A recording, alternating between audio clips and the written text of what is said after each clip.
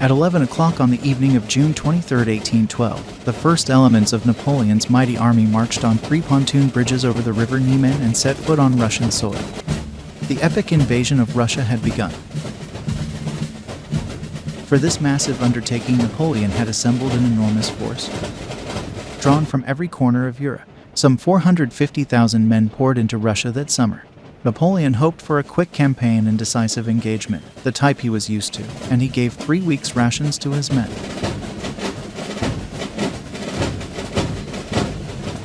The Russians did not oblige. They pulled back in an orderly fashion before the invading host, withdrawing deeper and deeper into the heart of the Russian Empire.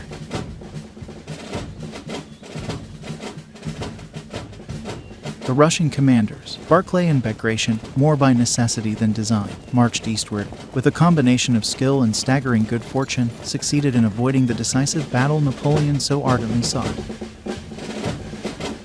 The speedy advance into Russia wrought a terrible toll on the masses of imperial troops. Napoleon's soldiers found themselves tormented by the heat of a Russian summer and an almost complete breakdown in supplies.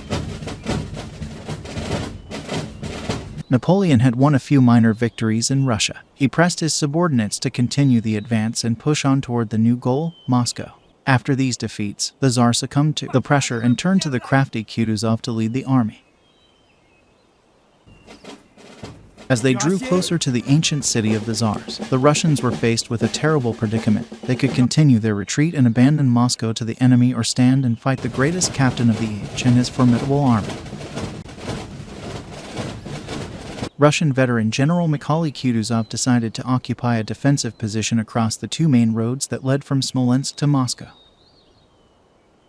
The Russian force was commanded by General Kutuzov, who placed himself in the center of the Russian forces. General Barclay de Tolly commanded the men on the right wing for the Russians. His position was protected by a river nearby. Prince Bagration commanded the Russian army on the left, which was a more open position but was reinforced by major earthworks.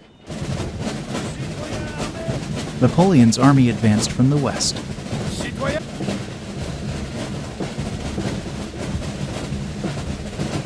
The Shevardino Redoubt, which was in front of Prince Bagration's position, was expected to slow the French advance. Overall, the Russian army had around 130,000 men and 680 guns.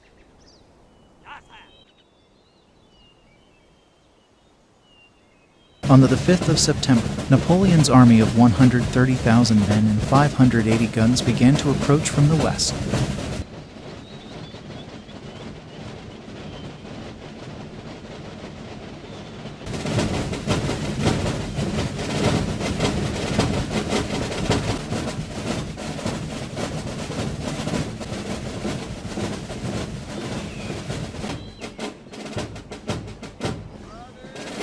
The men are fatigued, sir, and must rest awhile.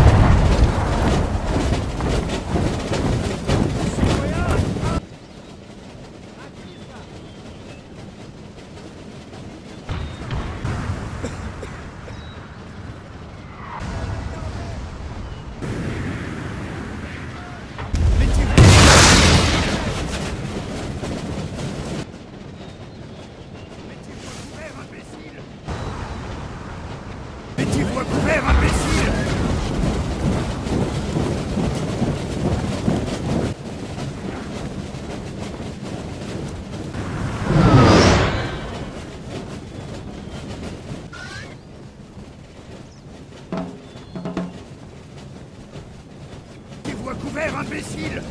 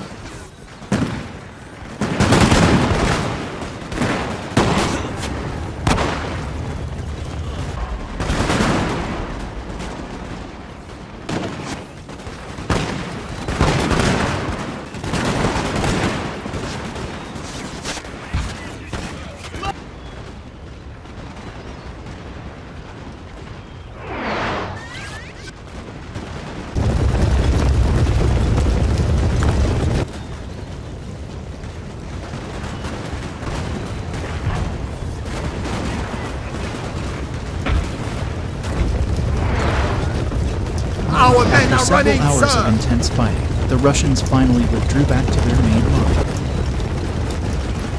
The French had lost around 4,000 men trying to secure the redoubt, and the Russians had lost around 6,000 men defending it. The two armies spent the next day preparing for battle. Marshal Redoubt, commanding the French First Corps, appealed to Napoleon to let him move his men on a wide flank to the south, but Napoleon said this idea was too risky and started preparing for a massive frontal assault. The main battle began at 6 a.m. as French artillery opened fire on the Russian defensive position.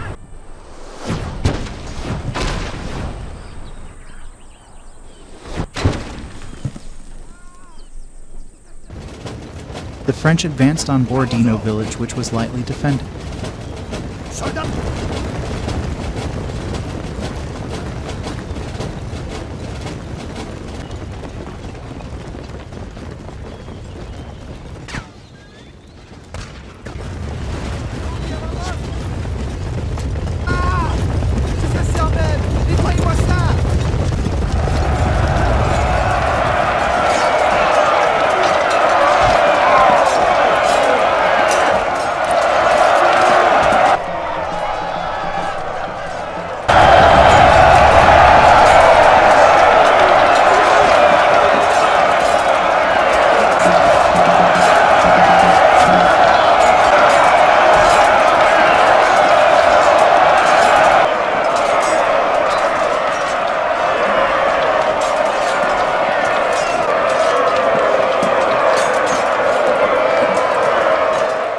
The French cleared the village and advanced across the river to the Great Redoubt.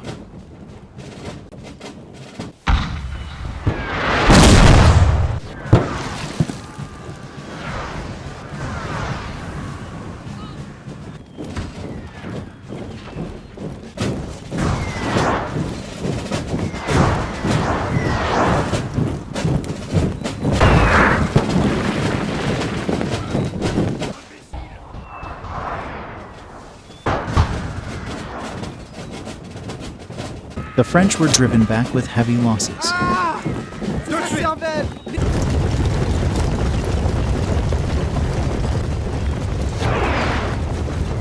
The French then moved cannons into the village to fire on the Russian Great Redoubt. The French middle column started advancing on the Russian Fleche redoubt. They came under heavy fire from Russian artillery. The Polish on the right were ordered to take the village of Utitsa, but got stuck in the forest. This allowed the Russians to send more men to the Fleche redoubt to reinforce it.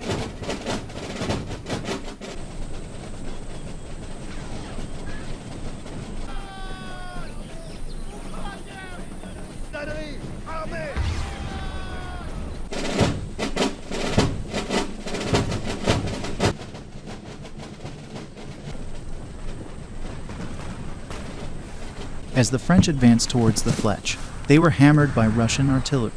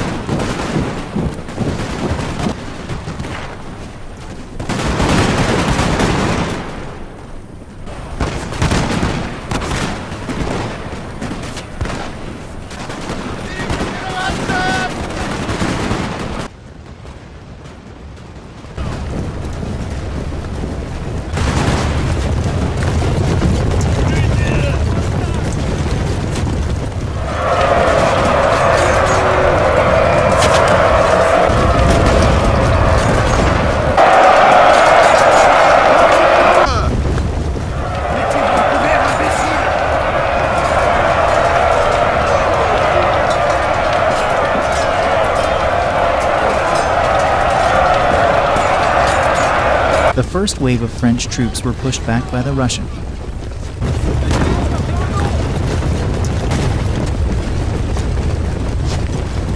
More French troops joined the attack.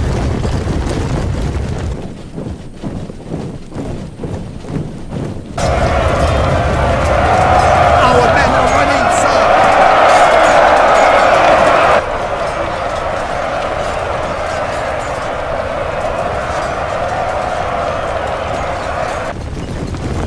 To the south, Polish troops finally took Utitsa and the Russians retreated out of it. However, more Russian reinforcements arrived and held the right flank with the retreating Russians.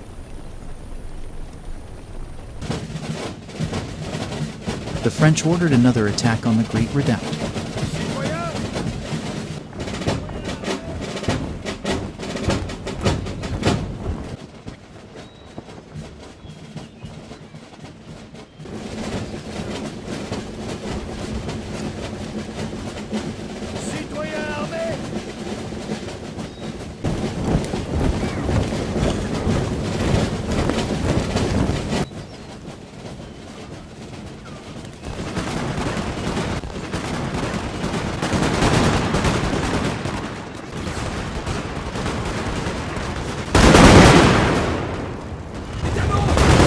Russian counterattack drove them back.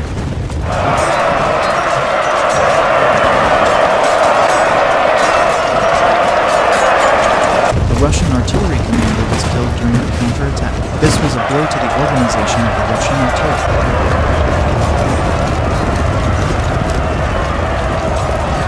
Fighting continued at the French earthquakes. Imminent fighting occurred.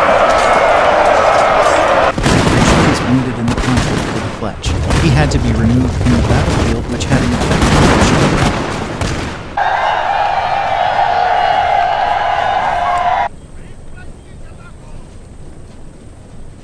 The exhausted Russian infantry at the Fleche began to fall back.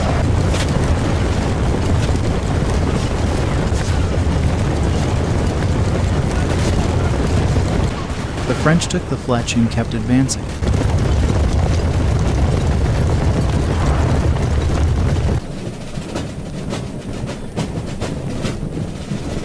The Russians desperately formed squares while their cavalry fought the French cavalry in a giant confront battle with heavy lances on both sides.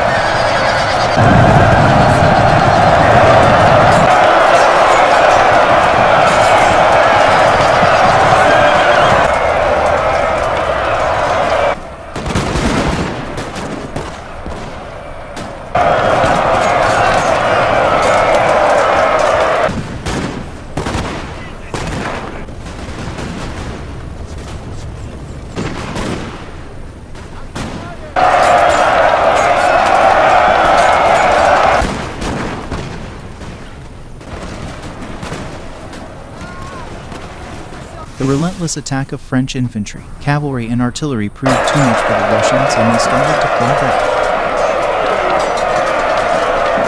As they fell back, the Russians took over the village of Semenoskaya. The Russian center was in disarray.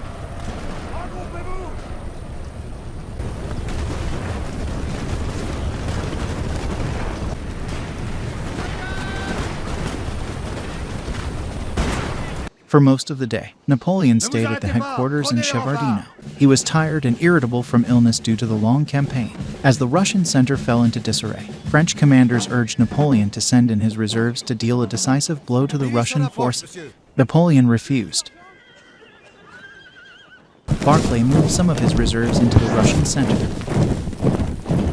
This made the French think that the Russians were preparing for a massive counterattack, so Napoleon moved up his artillery.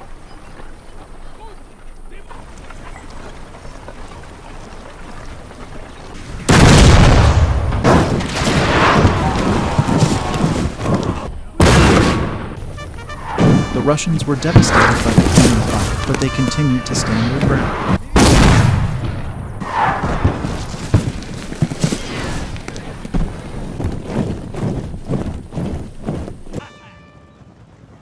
General Platov started his advance to the Borodino village as not much action had happened there since it was taken by the French.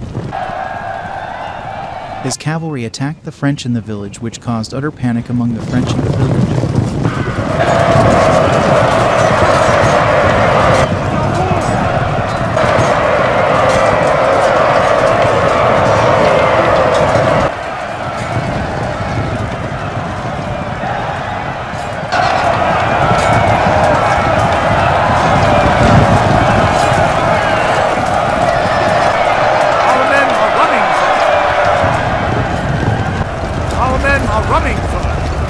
cavalry from the center had to be pulled back to the village to drive off the Russians. This had delayed the French attack by 2 hours.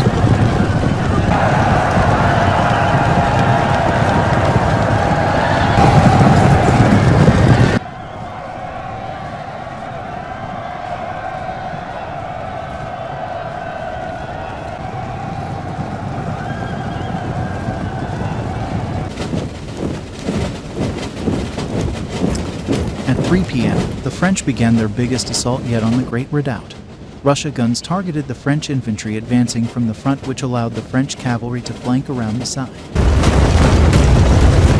Our men are running!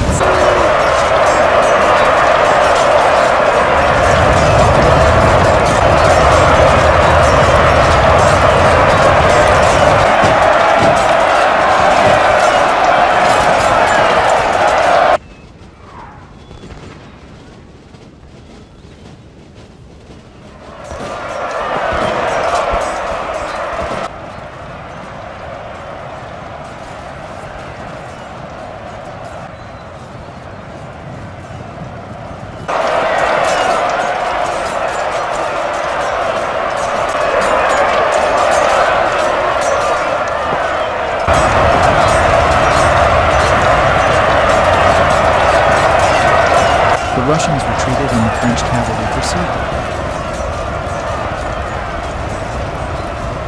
They were met with more Russian cavalry.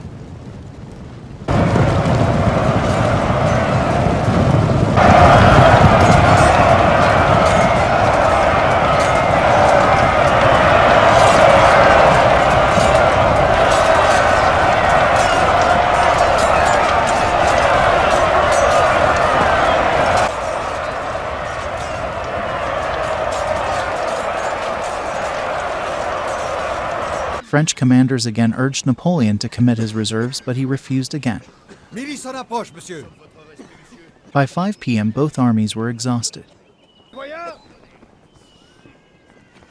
The dead and wounded were everywhere.